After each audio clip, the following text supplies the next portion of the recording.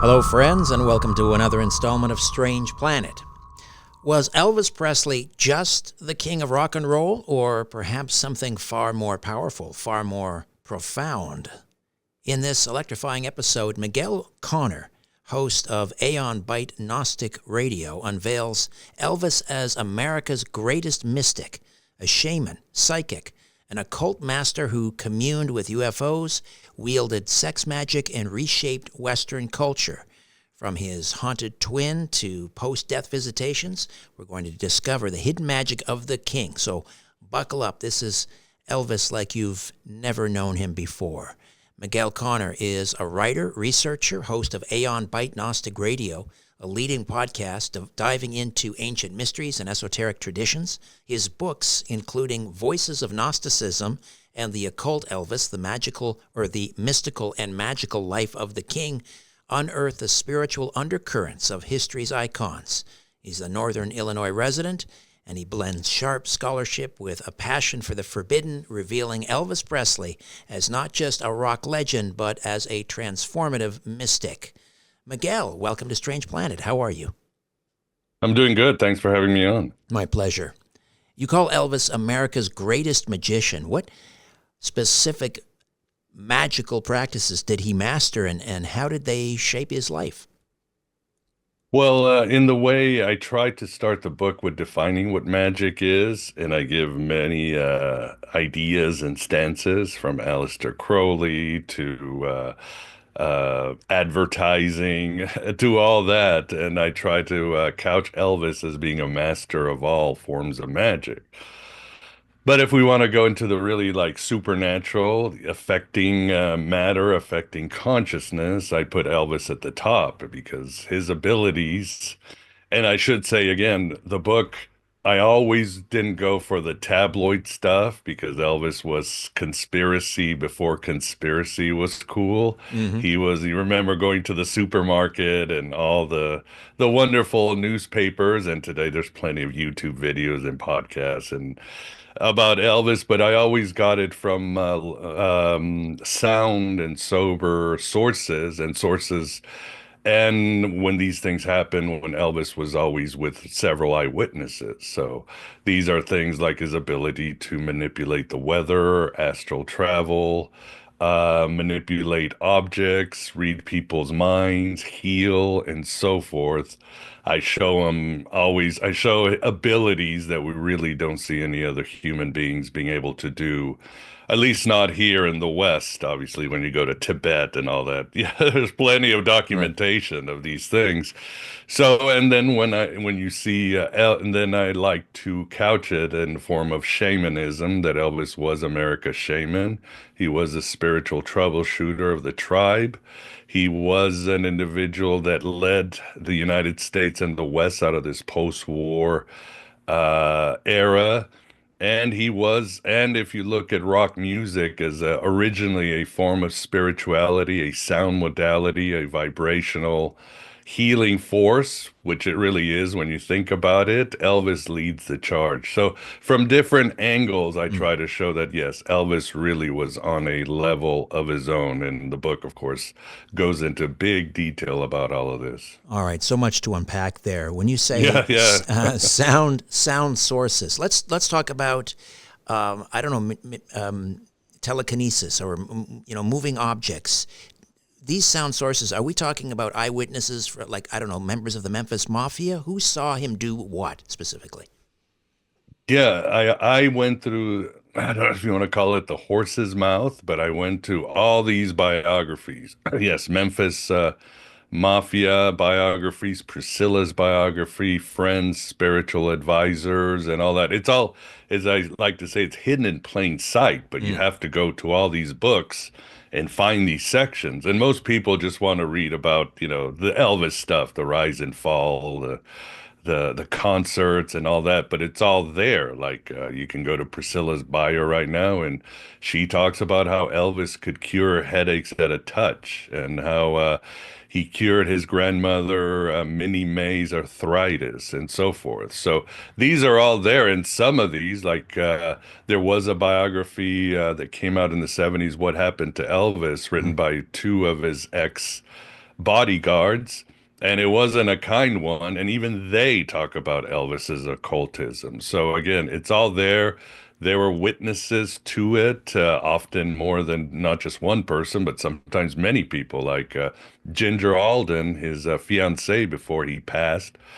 She released a bio in 2014, and she talks about her and her girlfriends in Hawaii and how Elvis could manipulate the clouds and heal nausea. And he was so into this sort of Neo-Egypto magic where he would meditate with making the shape of a pyramid over his eyes and so forth. So again, it's all there, and I just went and cataloged all these things, and the rabbit hole went very deep. So I remember seeing photos of Elvis with it looked like the Lion of Judah on a necklace around his neck. And you mentioned the tribe. Are you referring to one of the 12 tribes, or 12 tribes. He did wear a Jewish sign on his necklace, and he always wore a cross, but he also always wore an Egyptian ankh, even on the day of his death. So yes, those were the three religions that he went for, right? Judaism, Christianity, and I suppose ancient Egyptian magic, although of course Elvis had by the time he got into the Western esoteric tradition in the early 60s, he had a very alternative view of both Christianity and Judaism, Kabbalah, Gematria, Gnosticism, how Manly P. Hall and Theosophy viewed Jesus as this enlightened guru with a cosmic consciousness and so forth. who sort of set him on this path? Was it some, like, I don't know, Larry Geller? I know Larry Geller used to share a lot of books with him. Oh, yes. Larry Geller is certainly a main one. However, Elvis was, you could say, was already on that path. He was born with extra mundane abilities, and he shares with his girlfriend June Juanico when he was first getting famous how he could astral travel, and he showed her how to do it, how to leave your body and go through the planets. And she's like, "Well, where'd you learn this?" He's like, "Well, I got this ability from my mama." And she taught me how to do it, but she always used to tell me, don't tell anybody, because obviously he was raised in a very conservative evangelical milieu. And there's also reports. We know that his mother Gladys we used to see visions. She used to see shadow people and dark things. She used to have premonitions. She was able to faith heal, like she once cured Elvis of tonsillitis. So Elvis got this from his mother, but she told him, keep it secret.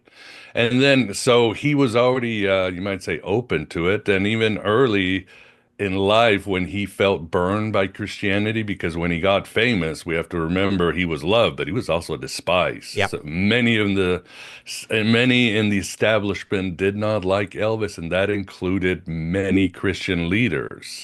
Billy Graham, his own pastor, denounced him. So he felt burned by Christianity. He saw them as just a business. He didn't like the idea of an eternal damnation. So even when he was in the army at 23, he'd already turned to reincarnation. He was open to different modalities like aromatherapy and martial arts, which was very rare. He was reading books like Khalil Gibran's The Prophet. But yes, it was only in the 60s, early 60s, that he met Larry Geller when he was dissatisfied with his life. He felt empty, as many entertainers do. All this money, all this fame, like, what do I do? I feel alone. His mother had passed and so forth. And he met Larry by a series of, I guess, coincidences, if you believe in that. And Larry opened the door to all these avenues for alternative spirituality, and Elvis was off to the races. He was never the same. The night of his birth, I believe even Vernon, his father, talks about this strange blue light over the house, around the house. Talk to me about that. Yeah, I mean, as I write in the book, it's almost like Elvis was fated to be Elvis from the very beginning. And not just, this incredible star that somehow out of pure poverty couldn't read music, just suddenly got a record deal and became, history's greatest solo performer out of the gate. But it seemed a lot was going on even when he was born. And even before that, his father Vernon talks about 9 months before Elvis was born, he passed away during the act conceiving Elvis. And Vernon always thought that was very strange because it rarely happens in history. Mm. So you wonder what power was going on there. But yes, when he was born, they had to have the birth in their house, their little hut in Tupelo, Mississippi. No doctor, they couldn't afford it. Again, they lived in bone-crushing poverty in this house without indoor plumbing or electricity. They couldn't even get what do you call it, a midwife. So they had to have family. So Gladys is giving birth. Vernon goes out to have a cigarette, and suddenly this blue light appears over the house. The wind stops. The sound of nocturnal animals like coyotes disappears. Vernon feels a chill, and well, he naturally freaked out, and I doubt he finished his cigarette. So Vernon rushes back into the house and so has like a memory wipe, which he only told Elvis years later when he and Elvis had a UFO experience at Graceland. A saucer flew over it, and something sparked Vernon, like, oh my God, this reminds me of your birth. But then also you could say tragedy could be a reason, because when Vernon went in, Elvis's older twin, Jesse, was born, but he didn't make it. He came out stillborn. Right. And then 35 minutes later, Elvis came out. So that might be part of it. And yeah, Jesse's loss was a huge impact on Elvis. Right, right. Did Elvis believe Jesse's spirit guided or haunted him? He did indeed. I mean, Elvis always thought that it was sort of his, yes, guardian angel or daemon in Hellenistic traditions. It was his conscience. It was a voice that made him do the right decisions. He would often have visions of Jesse, a lot of dreams about Jesse. Jesse would be performing with him, or he'd be at funeral with Jesse.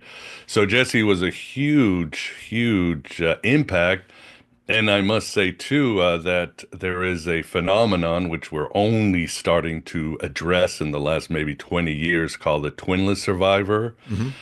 And that is, we assume twins are connected, right? If Yeah. something happens to one twin, but there's no real psychology in what happens when a twin loses his sibling at birth. And it is a huge impact. And I talk about others who had the same tragedy, Liberace, Philip K. Dick, and others. And what happens is this individual is born with survivor's guilt. They always feel like something is missing in their life. And they want to know the bigger questions of life, like why did we have the same birth, but Jesse didn't make it and I made it? Why was I born poor when if he'd been at the hospital, Jesse might have made it? And that really tormented and both inspired Elvis for the rest of his life. And studies have shown that twinless survivors tend to be seekers. They are interested in the metaphysics, but unfortunately, they tend to be workaholics. They tend to be prone to addiction. They tend to be self-destructive, and they often have issues connecting with other other individuals. So again, from the out of the womb, it seems like Elvis was going to be Elvis. How did he balance his esoteric practices with his public image? I mean, and his public image was, this gospel-loving Southerner. I mean, did he ever fear being exposed? Once he became famous and he started to meet with Larry, he didn't care. I mean, again, he was at the top of the food chain, if you know what I mean. And nobody was going to tell him what to do, but he didn't hide it, and he didn't promote it either way. It was something that he found so much passion into, and the call of his life had been answered by him. And he did want to share it, but again, it wasn't something he went to the press or started his own religion. He would do things like create study circles with groupies and family, and they would meditate, and he'd hand out books to friends and try to discuss it with them. And he would go to like Yogananda's ashram on his time off and go meditate and do yoga there. And so it was part of his life, but again, he wasn't broadcasting it to the world. And I feel, in a way, I think he was seeding this to American culture, because again, he was out there talking to friends, he was handing out books, he was, people in LA and Memphis were like, well, Elvis is doing it and it's probably kind of cool. And he was doing this way before the hippies and the 60s revolution and all that, but not everybody was happy about it, because even though Elvis sort of created this syncretic Christianity by adopting all these different traditions, which was kind of acceptable. I mean, you go to Graceland to his grave, and it's decorated in this fusion of Eastern Buddhism and Christianity, and it's all there. But eventually it became a threat to his inner circle because it got so serious that he almost quit the music industry and the movie industry twice, once to become a Christian monk and once to become a Hindu monk. And he had to be talked out of it. And he was starting to detach from his friends, from Priscilla, from everything else. And they're like, you're a multi-million-dollar industry. We can't let it happen. And he started becoming less attentive to Priscilla, again, just kind of detached. And the pressure eventually came to Elvis from Colonel Parker, Priscilla, friends, that he said, okay, I'm going to leave all of this, and I'll go back to being a rock star, do my comeback special, marry Priscilla. But secretly underground, he kept doing it. And then in the 70s, when he was sort of solo in Vegas, he kind of became more open about it. And there's even stories of Elvis doing his Vegas shows, like stopping to read Tibetan prayers and all that. So again, with Elvis, Elvis did what Elvis wanted to do. And it was just, he didn't hide it, but he didn't promote it. You mentioned a UFO encounter over Graceland that he shared with his father. Any otherworldly encounters he experienced? Yeah, he had several. And again, today the line between ufology and religion is so blurred. It's like, which is which, right? Which was the angel? Who's the extraterrestrial, man? But if we want to say traditional UFO experiences, he had, yes, the one at Graceland, one while he was driving through the Arizona desert in the 60s. He decided he didn't like flying. So he would whenever he had to do a movie, he would drive from Memphis to LA in these giant mobile homes. And they were out there, and suddenly this herd of lights is doing incredible movements across the sky. And they all got out, Elvis, Larry Geller, and members of his entourage, and they just stared at it with their jaws down. And then the lights went, and then they had like a big metaphysical conversation, like, well, could this be experimental aircraft? And it was like, no, our government doesn't have anything like this. Who could they be? How do they communicate? And Elvis is like, well, through telepathy. I believe that they are trying to help mankind. They're stopping us from destroying ourselves and so forth. He was very sophisticated in his speculation about UFOs. I mean, he had no problem with the ancient astronaut idea, no problem with Ezekiel, the wheels in the Old Testament being an alien. Again, he speculated everything without actually accepting anything, kind of like today. But his third one was in his, Bel Air mansion in LA, and he was out there with his bodyguard, Sonny West, and suddenly the light appears over the tree line and starts to cover the neighborhood. And at first they're like, well, it's probably a helicopter or a plane. And they're like, oh my God, it's not. It's too close. It's not making any sound. Elvis tells his bodyguard, go inside and get his friend Jerry Schilling. And they come out, and Elvis is gone. The lights all over the place, flooding the area. And they're like, oh my God, we had one job, and our boss has just been abducted by aliens. But then they're running around screaming, Elvis, boss, boss. And they hear Elvis, and he's like in the neighbor's yard looking at the sky as the UFO left. So those are the three big ones that Elvis experienced. Did he practice sex magic? I guess, yes, you could with Ginger Alden. He had read a book. God, what's the name of the book? It's big. I think I have it written down here. Yeah, there was a book he read about sex magic from a big author at the time. I can't find it, and he did practice it with Ginger. Although there are some reports that the book is it's maybe overstated. It was more sort of meditative contemplation, but yeah, I would say with Ginger he probably did. I have to assume, I think probably reasonable to assume that you started out as a huge Elvis fan.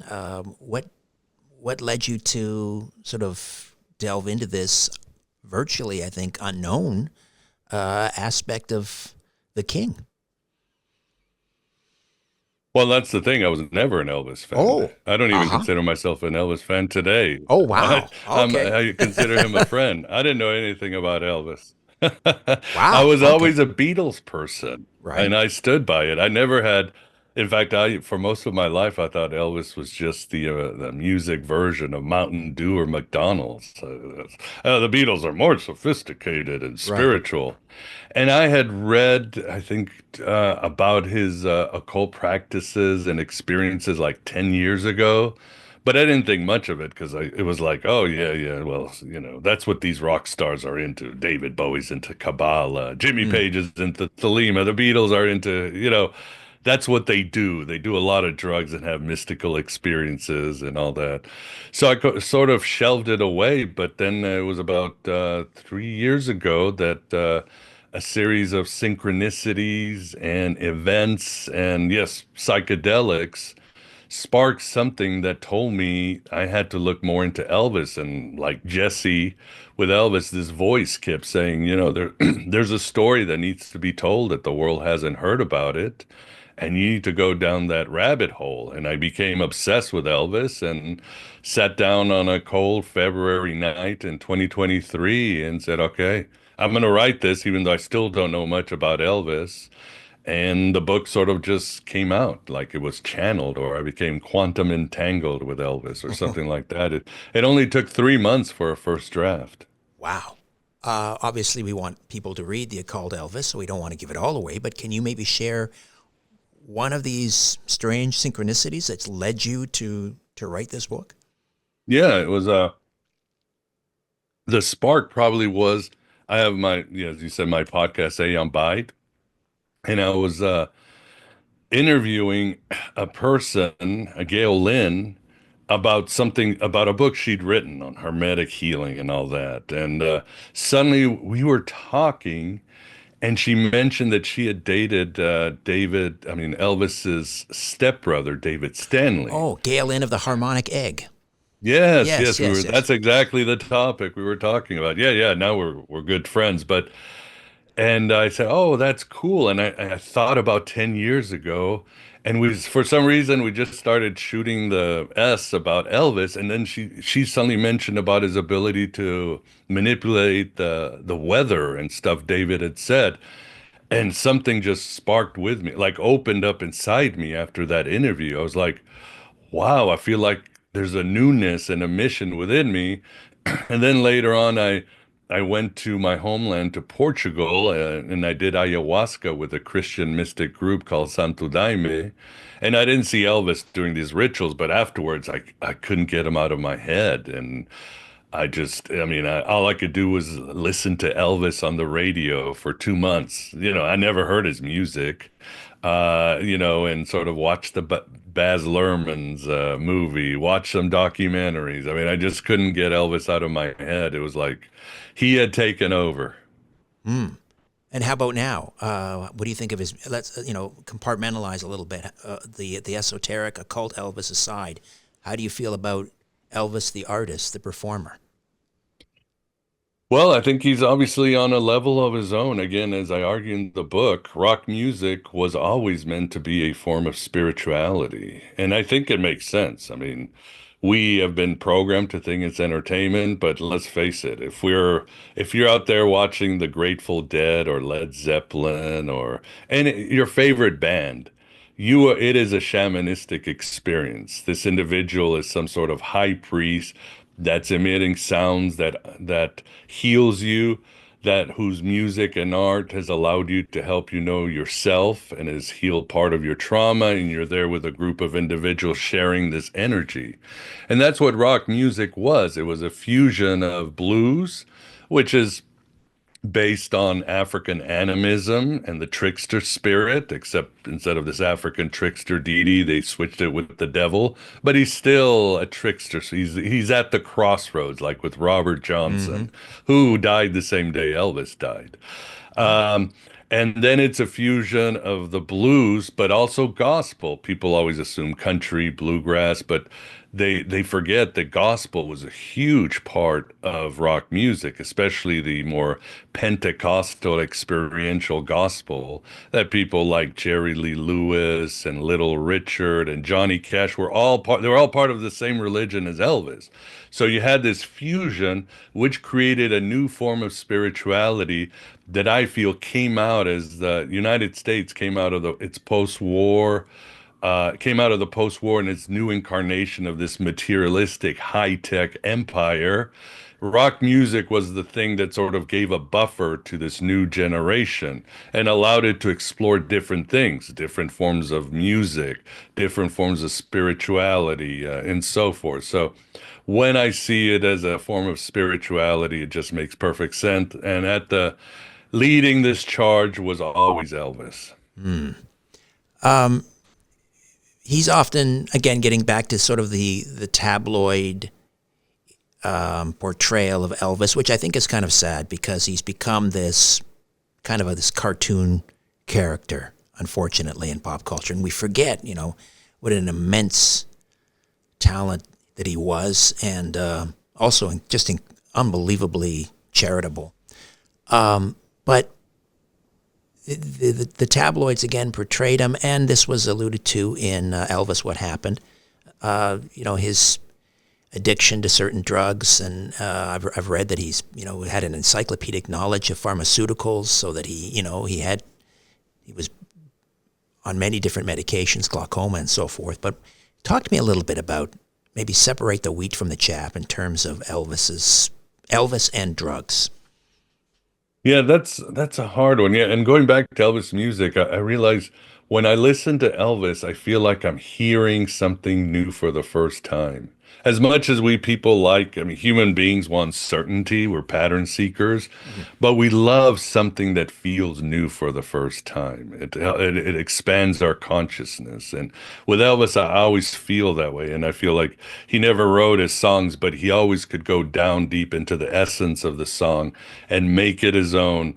And there was always a form of spirituality, man's quest for God, freedom, and all these things. So I think that's the amazing thing about Elvis, and that's what he knew from the beginning. But as far as his drugs, that's always going to be, you might say, a mystery, because as somebody who's a recovering alcoholic, it's still a mystery why, I got to be sober for the last 13 years, but why do friends and my brother die from it? It is a mystery, but having said that, I try to approach it through the book through many lenses Mm-hmm. to see why Elvis, you might say, fell. What was his rise and fall? I put it through a alchemical lens. I put it through the lens of Carl Jung, through the lens of Alcoholics Anonymous, through Rudolf Steiner, Mm-hmm. through mainstream psychology and alternatives, all to try to understand why Elvis became Elvis and why he imploded.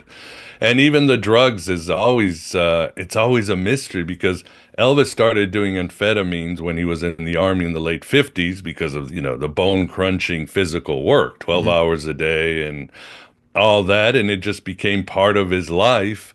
But it was also parts of everybody's life. Remember, there was a time when people like Elvis thought, street drugs are bad, but anything the doctor prescribes you is safe and sound. Whoa, that generation would learn that that wasn't the case later on. But the pill thing is one of those things that just started to get the most of it, because as you mentioned, he did have a lot of physical problems from glaucoma, gut problems. He had arthritis. And because he was such a workaholic and he was so driven, again, as a twinless survivor, it just became that vicious circle that he found. He was caught in a trap, borrowing from suspicious minds. However, there were times when he was on vacation, even 60s, 70s, where he would just stop. He'd start working out, he'd get off the pills, and he would just relax. So it's still a mystery. I mean, even on the day, 2 days before he died, he was driving his Harley through Graceland. The day he died, he was out there playing racquetball with friends for hours. Does that sound like a strung out junkie to you? No. So Elvis is an enigma. And as I write in the book, I think he knew he was going to die. I think he knew his mission was over, and he was just sort of caught in this cycle of, yeah, being a rock star and trying to live a normal life. He seemed to be very fatalistic about his death because his mother, I believe, died at the same age, 42, right? I think she was 46. 46, Yeah. my apologies. She was Okay. young. She was, Yeah. unfortunately, she was very young, and that's where the deal with the devil happens. If Elvis perhaps went to the crossroads like Robert Johnson, because Elvis didn't care about material stuff or money and all that. He would just give away stuff. Yeah, he enjoyed luxury, but he would do things like buy a Rolls Royce and then give it away the next day. He was just a very down to earth person, but he wanted better for his family, for his mother, his father, cousins, aunts, grandmother. So when he got rich in the mid 50s, he was like, I can take care of my family. But Gladys hated his fame. She hated it because they had a very not a healthy relationship, almost Oedipal, uh, because of Jesse. She lost Jesse, and then she was told she couldn't have children, so she was very possessive of Elvis, made him like the proxy husband, the king of the house. But it wasn't healthy. But Elvis is famous. He's out there touring. Suddenly has all these girls when before she would like pick the girlfriends and gatekeep the girlfriends, and he's out, and her health went south, and she started drinking and taking pills to manage, and that destroyed her health. She got hepatitis, and unfortunately in 58 she passed suddenly. And it was like Elvis was like, I did this for you, mom, so you wouldn't have to suffer, but you hated it anyway, and now you're gone. What do I do with all this money? That was part of what drove him to, Larry Geller and the occult, because he's like, this is an Ouroboros, a bad cycle. I want to know more and experience God, and maybe use my fame to help others spiritually. You mentioned earlier Philip K. Dick. You compare Elvis to him. How do their mystical experiences and cultural impacts align? Well, a lot of people would be probably very surprised, like Elvis and Philip K. Dick. You mean the guy behind Blade Runner and Total Recall and Men in the High Castle, who died almost an unknown? And I say, no, the parallels are there. It was one of those things that sort of came to me. I hadn't planned it. It wasn't in my book's outline. But yeah, both lost their twins. And Philip K. Dick said that the driving force of all his life, all his novels, all his articles was the loss of his sister Jane at birth. And as Dick famously said when they asked her about Jane, he's like, well, I guess I got all the milk, survivor's guilt. And he always wanted to know, like Elvis, why was she taken away from me? What is the mechanism of the cosmos that allowed this, and so forth. So they had that similarity. And I go through all the other similarities. Both had an issue with amphetamines and pills. Dick would go more to other drugs. Both had abusive mothers. Both had, yeah, a mystical experience where the face of evil appeared in the sky. With Elvis, it was the face of Stalin mocking him. With Dick, it was this sort of Gnostic demiurge, this metallic robot in the sky. It freaked both of them out, but it also brought them closer to mysticism. Both had problems with relationships and connecting with women.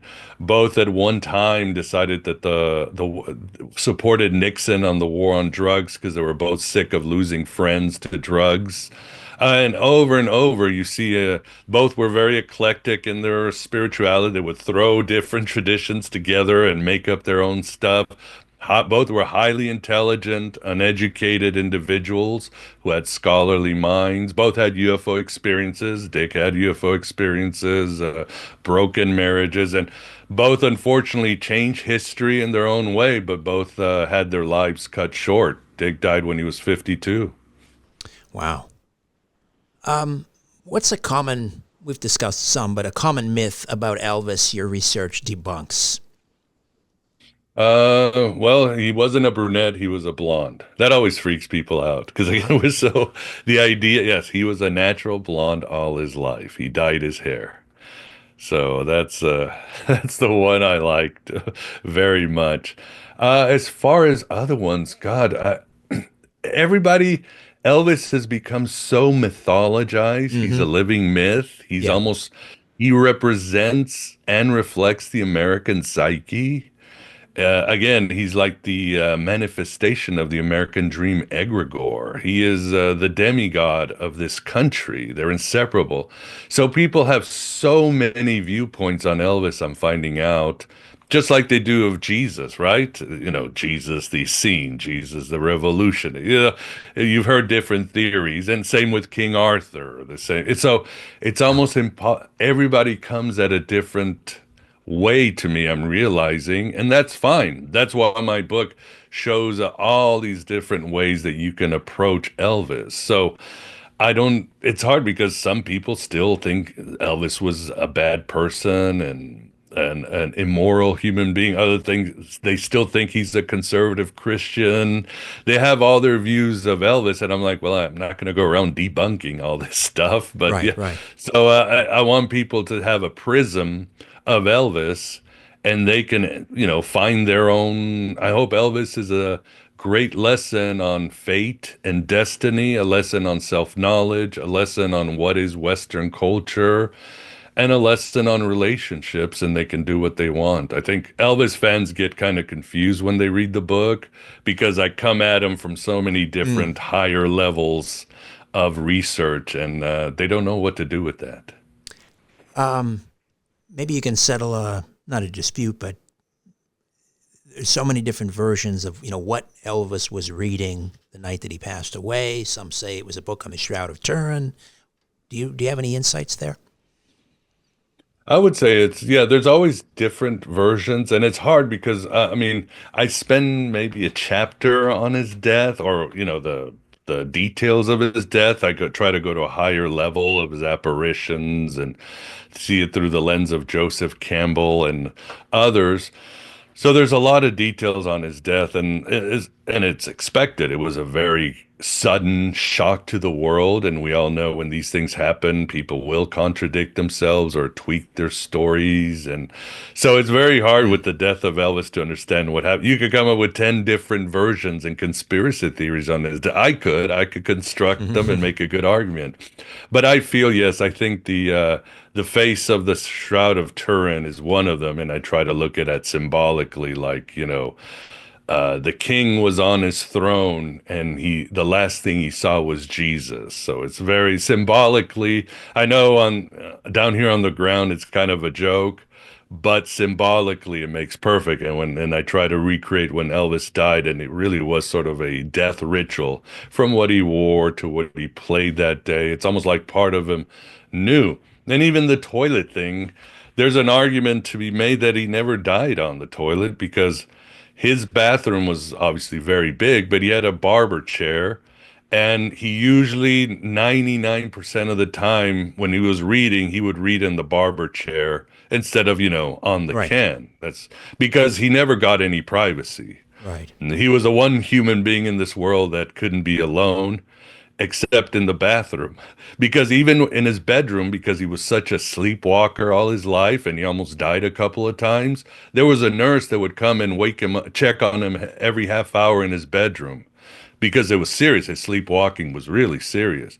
So the only place he could read alone and meditate was in the bathroom, and he liked to do it on his barber chair. So even that story of died on the toilet, again, I mean, Elvis is an enigma and will always be an enigma. It's like trying to figure out JFK's assassination or what's a UFO today. We're still no closer, don't you think, Richard? I agree. We're still debating these things. We're more confused than ever. Yeah, and with Elvis, I think embrace the confusion and just go with it and try to get into the essence of the man. You suggest Elvis can help restore American culture. How? Well, again, I think Elvis is America's magician. He's America's shaman. He is again, the manifestation of the American dream egregore. He is he's the very soul of America. He is what an American was after World War II, after the Great Depression. He represents that. And for dark and light, as you said, everything casts a shadow. I think Elvis is part of that, because Elvis does show that we can embrace alternative spirituality and traditional Christianity. Again, I call him the Lord of the Crossroads. Elvis shows that we can use white art with black art and create something amazing. We can use conservative Christianity and other art forms and create beautiful things.